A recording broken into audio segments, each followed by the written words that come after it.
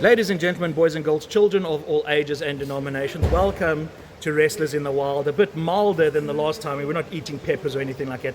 But I do have ZUBERI in the ring, and we've actually just been talking. We've done a bit of training now. You'll see the montages. We'll put together a montage for you there, and we'll tag ZUBERI in, and hopefully he'll tag us in the exchange and things like that. But we were just talking about matches and things like that. And he brought up a very interesting point, and I'd like to get this point for him while we're here. I mean, ZUBERI, you were just talking about deathmatch wrestling. What don't you like about deathmatch wrestling?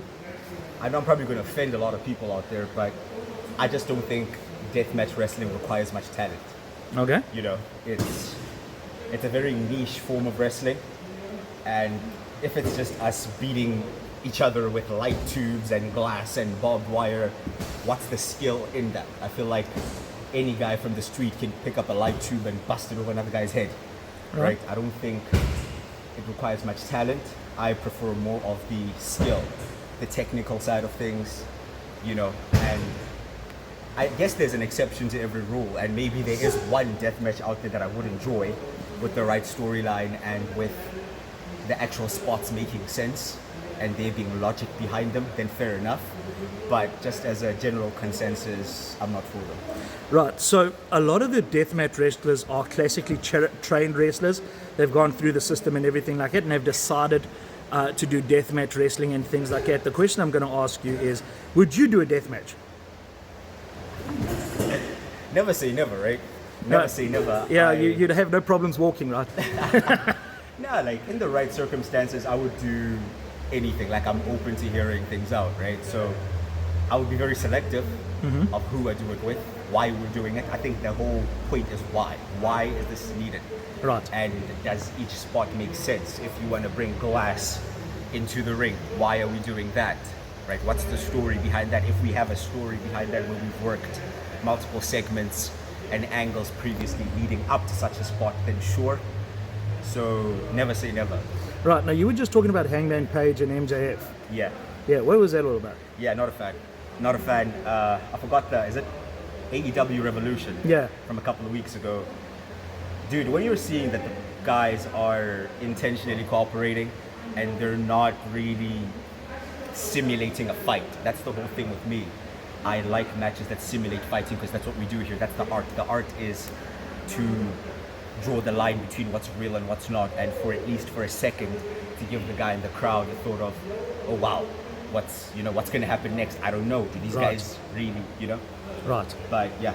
Okay, then subversively, are you a fan of then Hangman Page and Swerve Strickland's death matches? No. Again, stuff like needles. For example, if I put like a syringe and a needle in your lip or whatever, how is that going to win the match? In a fight, how is that ever going to end the fight? I would rather just take a baseball bat and beat you with it, right? Realistically. Yeah. So that's my thinking behind it. Stuff like thumbtacks.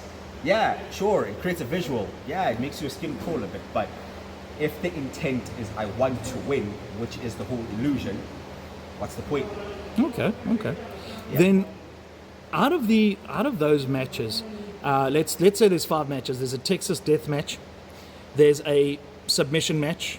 There's a cage match, elimination chamber, or just a no holds barred, no ropes, like dungeon match. Okay. Which one would you prefer?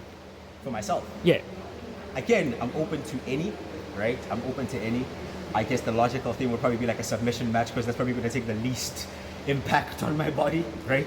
Right. But Now I'm open to any kind. Like I would like to participate in at least every kind of match once. But again, under the right circumstances, for the right crowd, for the right story, and at the end of the day, you need to get paid. So Right, one last question.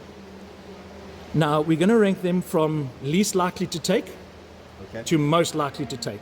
Okay? We've got kendo stick, we've got chair, we've got thumbtacks, and we've got barbed wire. Which one would you realistically most likely to take, and which one would you least likely to take? You say kendo stick and a chair. Kendo stick, chair, Most likely is the chair, yeah, then the kendo stick. right. Least likely is it real barbed wire? Yeah, it's not clipped. It's not gimmicked. Bloody hell. But then with the thumbtacks, you have to remove each one individually. Yeah, yeah. I think I would least likely take the barbed wire though. Okay. I think the thumbtacks may just be annoying to remove. I don't think there's room for more damage, whereas with barbed wire I could end up exposing my organs. So I'd rather not. All right, okay, all right, cool. Thank you very much, Zuberi. It's been great.